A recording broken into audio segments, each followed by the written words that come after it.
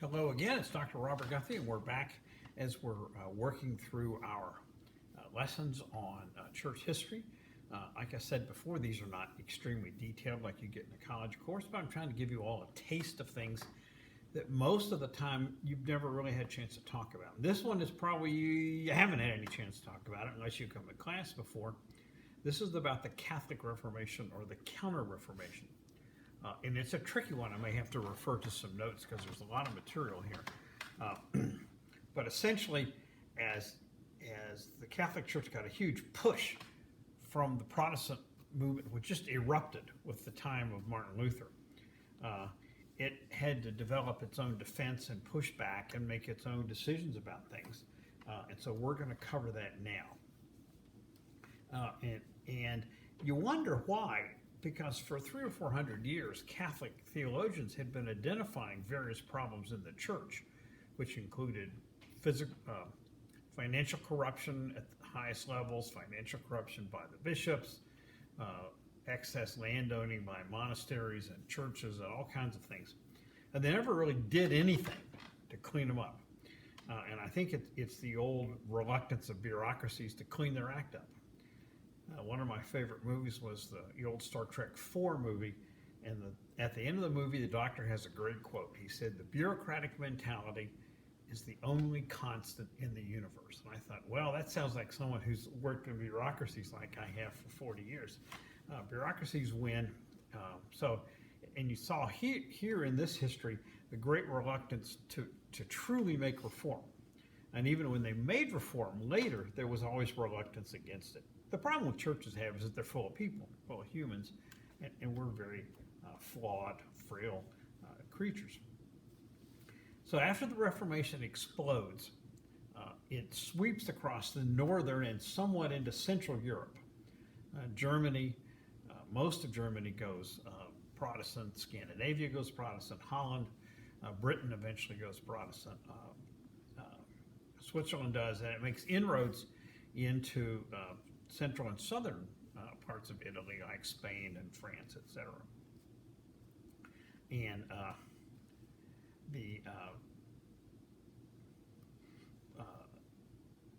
this weakened the control that the Roman Catholic Church had over Western Christianity, Latin-speaking Christianity, for a long time. And it happened at the time that in certain of the European countries there had been the emergence, really for the first time, of strong monarchies. And you saw that in France 400 years before, when Henry II of England was tussling with the Pope about having allowed the murder of the Archbishop of Canterbury. The King of Paris was really no more than the King of France, it was really effectively Mayor of Paris. And that was pretty much what he controlled directly. France was controlled by about 15 dukes, and certain of these were strong and certain of these weren't. You had 5 or 6 different areas in Spain that were controlled by various royal houses, dukes or whatever. It's probably a good term for it. But by the time the Reformation was hit, several of these had been consolidated. France was unified under a strong monarch. Spain had been unified under Ferdinand and Isabella, who drove the Moors out in 1492. Portugal was under its own control then, and Switzerland was unified, and but certain areas weren't. Germany was still chopped up into a whole bunch of 20 or 30 different. Excuse me, I'm gonna have to sneeze here. Forgive me my allergies. And Germany was chopped in and didn't unite until the 19th century. Italy didn't unite until the 18th century. The 19th century also. But a couple of these monarchs were very strong, and they were starting really to take control of the church in their own area and use it for their own benefit. So it produced a lot of tension.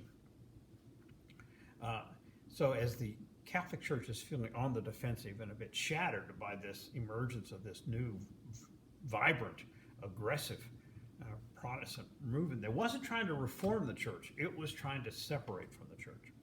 And it faced an interesting question, and you find several personalities emerge in reaction, is a good term for it, against this movement. And 2 of them became the founders of what became the Society of Jesus, the Jesuits, as they're now called. One of these was, these were both Spaniards. One of them was Ignatius Loyola. The other one was Francis Xavier.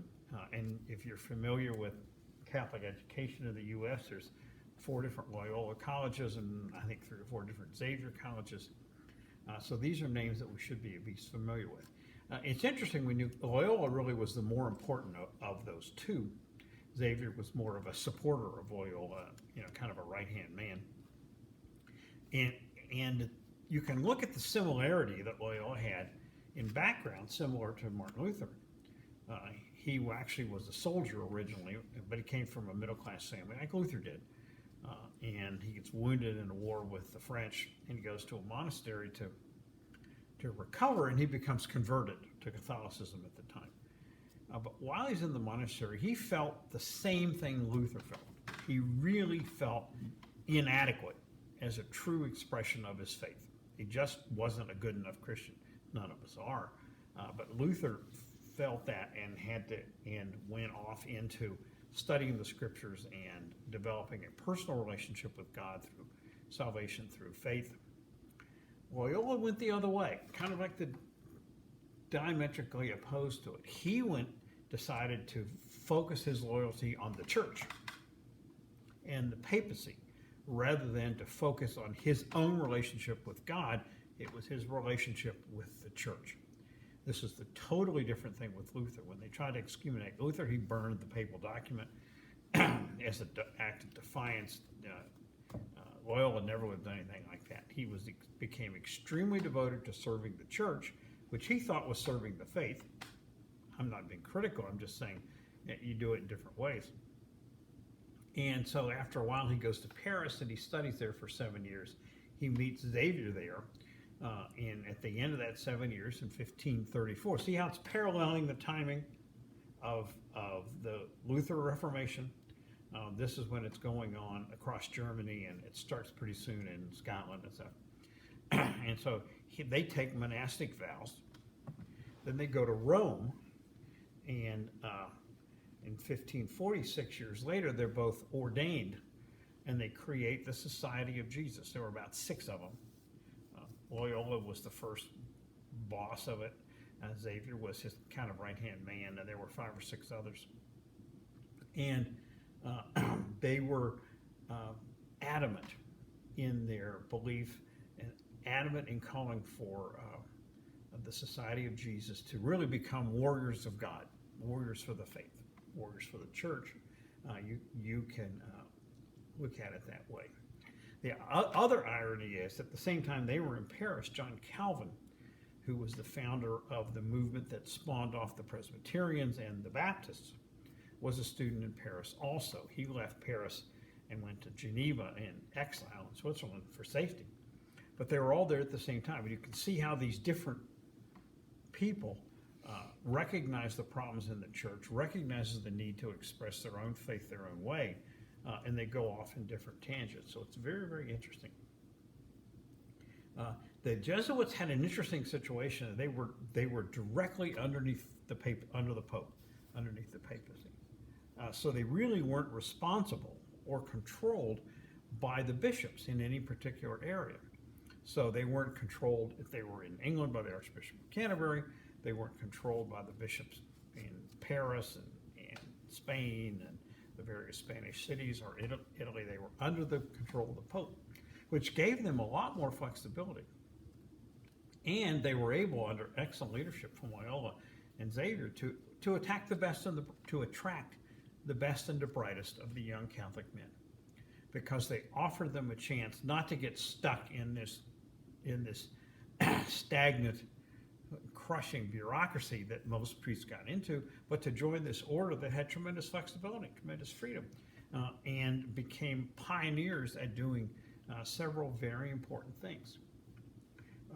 So what they were able to do was to, and they had the right intent. They adopted several policies. One is they were going to really work on educating the uneducated, the poor, the less educated, give them proper education, both education period, teach them to read and stuff like that, and teaching them in the faith, giving them proper instruction in the faith.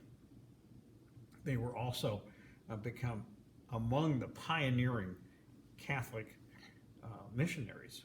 And you have to remember your timing here, because 1492, which is when they drove the Muslims out of Spain, Ferdinand and Isabella, that's when Columbus went off to the New World.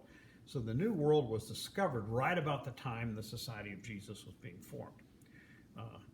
Shortly after that, you had the conquest of Mexico, then you had the conquest of the Incas in Peru by the Spanish, etc. And at the same time, the Jesuits, with their rapid expansion, they just exploded in growth. By the time Loyola died in about 15 years after he started, they had 1,000 priests in the Jesuit order, which is a lot. They had become a dominant factor in Portugal. And if you remember your history, the Portuguese were the predominant world explorers. They first developed under a guy named Prince Henry the Navigator the ability to navigate long distances off the sun and the stars. And so they had explored getting around Africa, had gotten all the way to India, they'd gotten all the way to Indonesia, they got all the way to China, to Macau, and they had trading colonies at a variety of things. So the Jesuits went along with them, and they began to convert the unschooled, the unchurched, in a wide variety of places, and they've had lasting impact. The interesting irony is that here in Ohio, the most recent Roman Catholic bishop is of Indian ancestry, and his name is Fernandez, which is a Portuguese name. And I suspect, I haven't had a chance to talk to him, of course I never will, that his ancestry is probably from the old Portuguese colony of Goa, which was on the southwest coast of India. The Portuguese planted 3 colonies in India as trading places where they could bring the ships in, they could get water and supplies, and they could trade with the locals, they could bring goods in from Europe and get local produce and trade. They were trading people more than conquerors. I would bet he's from a descendant from that. So they really made Catholicism the first worldwide religion, because at the time Protestantism was confined basically to Northern and Western Europe. And along the way, they did a great job educating the poor. They set up universities. They did a great job educating people all along. But after a couple hundred years, nobody could stand them. The Protestants, of course, hated them because they were very aggressively anti-Protestant, just like the Protestants were often very aggressively anti-Jesuit. And the rest of the Roman Catholic hierarchy couldn't stand them either, because they really didn't answer to anybody. They answered to the Pope, but the Pope wasn't in a position to really keep a close eye on him. He had lots of other things to do. And so they were off on their own, and they were holier than thou. And having spent my life in the church, holier than thou people are really tough to put up with, because they're so convinced they're right that they don't tolerate any dissent. They don't understand that they very well could be wrong. I think I'm right about a lot of these things, but I sure could be wrong, and I understand that. And I grew up down in North Carolina with a bunch of these people from what became the very conservative movement we have now in the South. And they were just so sure that they were right. And I had to come around to their way of thinking, or I just didn't know anything. It made you sick. So I can understand how the Jesuits, after a couple hundred years, would drive everybody nuts, because they couldn't be under control. So finally, about 1750, the Spanish just threw them out of Spain, took all the Jesuit priests, told them to get lost. French did the same thing. So that's very crippling. Even the Pope sanctioned them. So they had a very a change in their history. I don't know much about the difference, and I do know that now they have morphed into a very different thing, where they are not the warriors of God, but they are the teachers of God. They have excellent universities, excellent seminaries. They're very educationally oriented. They have high schools in the school system, and they've really become the intellectual leaders of the Roman priesthood and the Roman movement. But they've stayed on the outside until recently. The first Jesuit priest ever to become pope is actually the current Pope, Pope Francis from Latin America. He's the only Jesuit who's ever been pope, because they really were forced to the outside. So along with that, there was a final effort by the church to thrash out a bunch of these issues about what are they going to do with the is a response to the Protestant movement. So they decide to have a council. They've had a series of ecumenical councils through the history of the church. This is the Council of Trent in Trento in northern Italy from 1545 to 1563. You think, boy, that's a long time to meet. That's 18 years. They didn't meet every year. They would meet for a few months, and then they'd go back, and they'd mull it over and come back another year later or something. Remember, travel was very difficult mid-1500s. Now, the church was essentially centered in southern and central Europe, so they didn't have long distances. They weren't coming back from Goa and India and places like that to go to the council. But still, the bishops were getting older, and it was tough on travel, and some of the people who started couldn't finish, and so new people came in and out. And they worked on and they had a series of better popes for a long, long time. We talked about the split at Avignon and all the problems when the church was taken out to France, etc. They've had nothing but corruption and corruption and corruption in the papacy. Basically, it was the rich Italian nobleman getting elected to be pope. One of them wasn't even a priest. And so about this time, under the threat of Muslims attacking in the east and the Protestants coming down from the north, they get a couple popes in there who really want to clean house, clean things up, get rid of the corruption, etc. And so they give some oomph to this council. And so the council comes up with a series of rulings that became policy in the Roman Church for hundreds and hundreds of years. Some of them are still policy now. The first thing was that they said the Vulgate, which is this thing right here, which is the Latin Bible that was translated by St. Jerome about 390, which actually in many ways is the translation of this, which is the Greek Old Testament, the Septuagint, as the official Bible. And they said that the Old Testament and the New Testament and the traditional Catholic doctrines are all divinely inspired. And you step back and you think, well, that's an interesting statement, because the Old Testament, New Testament, we all accept, all Christians accept as divinely inspired. But the church doctrines encompass all kinds of things that aren't mentioned in the scriptures. All churches have these things. And we'll discuss some of the ones that the Roman Church has. But, in the Methodist Church, we have prohibitions against alcohol and gambling, which I agree with personally, but they're not in the scriptures. Not at all. The Baptists have prohibitions against dancing, which I, talked to my Baptist priest, pastor, patient, he died, I called him a priest, about it. I said, there's no scriptural basis for that. King David danced in the nude when he brought the Ark of the Covenant into Jerusalem. He said, yeah, it's tradition. These traditions often come from cultural issues. The Methodist alcohol and gambling was to try to keep the people they were serving, working class people in England and Wales, from gambling away all their money or drinking up all their pay on Friday evenings, going home beating the family up with because they were drunk and they didn't have any money. So it was cultural things to get them to have a better family life. And and when the Baptists emerged in about this time, 1550, 1600, what was a dance hall? Dance hall was a brothel. So it was designed to keep the young men out of the brothels, which is a good policy, but it doesn't have anything to do with a lot of modern forms of dancing. So it's, these things get entrenched, but you'll find a whole bunch of these that got placed in the Roman Church at the Council of Trent, and since then they continued that Latin was, and there were people in this meeting who wanted to move more to where the Protestants were, who wanted to start allowing priests to get married.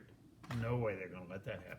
Who wanted to let churches use their local language, English in England and German in Germany. And they weren't going to do that. And allow clergy to get married. Because a lot of these are policies that don't have a scriptural basis. There's nothing in the scriptures that says a priest has to, even describes what a priest is, that a priest has to be celibate. So a lot of these things get passed by this committee and placed in Catholic behavior really until the Second Vatican Council in the early 1960s under Pope John the 23rd and Pope Paul the 6th. And so I'll go down a few of them. They confirmed the Latin Mass, that you had to have the Mass in Latin. You had to have the liturgy in Latin. By this time, the Protestant churches had gone away from a lot of liturgy and the chants, the Gregorian chants, all that, and gone to the sermon in their own language. So it's a completely different story. The church was described as the church was the one who would interpret the scriptures, not you reading the scriptures and making your own relationship with God, but the church telling you these are what the scriptures said, and therefore you need to believe this and do this. And that's a very, very fundamental difference. And that was put in a long time ago. It's faded away by now. Again, I always said they had a celibate priesthood, which is still present. Celibacy really, of course, was more about property than it was about sex. That when it really got going about 800 or 900, when the bishops began to get very powerful, they did not want the bishops having families, because if they had sons, they would want their sons to inherit the bishopric and the diocese and all that, and the property and the wealth that came with it. The bishops were very wealthy by this time, so it was really always about property. Now it's always about sex, but it's really about property and the historical thing. They continued the confession and absolution. They did do one thing, which was very interesting. They created the confessional, the booth where you would go in and anonymously, through a screen, confess your sins to the priest. And the priest was not supposed to know who you were. I've had various Catholics tell me, they could always recognize your voice. They knew their parishioners, and they'd call them by name, do this and do that. They continued the concept of penance for your sins. We all have sins.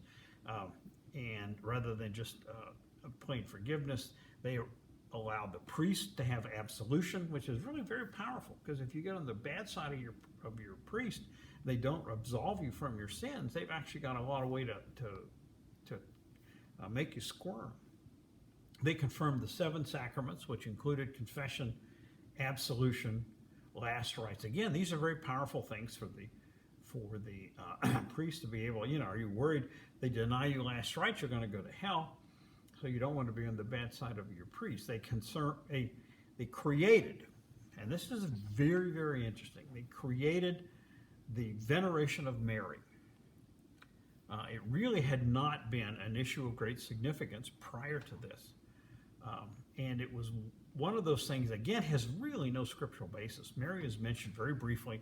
She gets some description in Luke's gospel and in John's gospel. John's gospel doesn't have a birth narrative. It just has Mary is there at the time of the crucifixion, and basically Jesus passes her over to Apostle John. But in Mark and Matthew, she has no role at all, and they create her in a situation where she's nearly deified. She was born without original sin. Remember, they were very big believers in original sin. We had inherited sinfulness from Adam. And so she became a female representative of the deity. And it's a tricky one. It was extremely popular with the followers. It's something that is very uncomfortable to me, because Mary was and I don't have a lot of disputes with Catholic doctrine in most situations. Mary is a created being just like I am, and was not God on earth as her son was. But it was extremely popular. They were able to produce images of Mary. She was regarded as an intercessor. You could pray to her and she'd talk to Jesus, etc., etc. And when they made pictures or statues of her, she always looked like the local women. So it was a very, very popular, particularly in the rural populations that were much of the Roman Catholic world at the time, particularly in the Americas. She looks like a Mexican in Mexico. She probably, and very, very popular. So it's to me uncomfortable scripturally because I didn't there. But it was very, very popular. It's fading now in the Western church, but people are still praying to her at the time.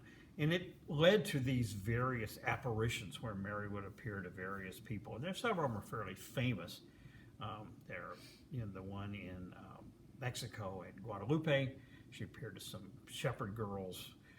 These are usually teenage girls that she appears to. At Lourdes in southern France, again, another teenage girl. And at Fatima in Portugal, I forget to whom she appeared. So it's very, very interesting. It's created her almost in a deified situation that's very, very difficult for Protestants like me to understand. It's fading in the Western church. They're not emphasizing it as much now. They continue to venerate the relics. They have this relic and that relic and this relic and that. Now, some of them has some grab. When I was at the exhibit from the Vatican with my daughter a couple years ago, they had a Vatican exhibit. I was down in Florida, and they had drilled into the sarcophagus and where Peter was supposed to have been buried and where Paul was supposed to have been buried, and they had pulled out bone fragments. So I might have seen a bone fragment of St. Peter and St. Paul. It kind of takes your breath away, but you never know. And they said maybe, because it could have been anybody else in there put in 3 years later or whatever. And they also confirmed the primacy of the Pope, along with condemning predestination. So the primacy of the Pope, that really finished off any chance to subvert this schism. So instead of moving, as I thought they should have done, from the position where they were when the Reformation started, if they had slid toward the Protestants, allowed married priests, allowed preaching in the vernacular, as they do now, they have teaching in the vernacular, we might have been able to get more cooperative rather than the hostility where they had wars. They had a 30 years war in the 1600s between the Catholics and the Protestants, the wars of religion. Christians are slaughtering Christians, which made absolutely no sense. But again, like I said, the problem with churches is that they're full of people. So they made a deep schism between, and the Protestants were just as bad. Calvin called the Pope the Antichrist, which the Pope is not the Antichrist. They had a lot of corrupt popes, but we've got corruption in the churches around here also. And so it's been, and you're now seeing this antipathy fade. When I was growing up in West Virginia, we were a very Presbyterian family, which I'm not anymore, and very anti-Catholic. And when I got to college, I began to wonder about that. I said, why are we against these Protestants? Because the real problem is people don't believe anything, or they're from completely different religions, and different Christianity is not our enemy. So I moved from that position to a much more magnanimous one. A Christian is a Christian is a Christian, whether it's Roman Catholic or Methodist or Presbyterian or Baptist or Eastern Orthodox or whatever. It doesn't matter to me. So, but that's a big move. And a lot of people can't do that or haven't been able to do that. And you have seen a lot of this change since the Vatican II conference in the early 1960s, which allowed the church to become much more adapted to modern life. So you're not seeing veneration of Mary much anymore. You're not having papal infallibility claims. One of those was about 50 or 60 years ago, and that's done since then. A lot of these things have just gone into the closet and storage. And because the real challenge is keeping people active in the faith. Let them raise them in the faith, keep them in the faith. That the church has to deal with the issues that are important to them. And things like papal infallibility doesn't matter to you in your daily life of how you're keeping the family and your life together in your faith. So a lot of these things have faded away, which is good. We now realize that the non-Christians are our challenge, not fellow Christians who choose to worship separately. So anyway, and that's been a big movement for me. And the Catholics are moving that way. They're doing Bible study like we are, et cetera. So they actually, in North America anyway, become much more similar to the Protestants. So it's very gratifying. Okay, that's what the description is. And the Council of Trent, like I said, was back in the 1560s. And it's a long time ago when things have changed, and hopefully we're getting along better. So that was the Counter-Reformation, but what it really did was it cemented the schism to where they hated each other. They shouldn't have. They should supposed to love everybody. And that was the whole point of the Good Samaritan, was the Samaritans were the enemies of the Hebrew. Jesus saying, these people are your neighbors. Got to love them too. And we're now starting to get along a lot better, which is good. So that finishes the Catholic Reformation. And next week we're going to do Calvin and the Radical Protestant Reformers. And this is the background I came out of, and I'll discuss that with you. And it's been a pleasure to do this. Dr. Guthrie, thank you very much.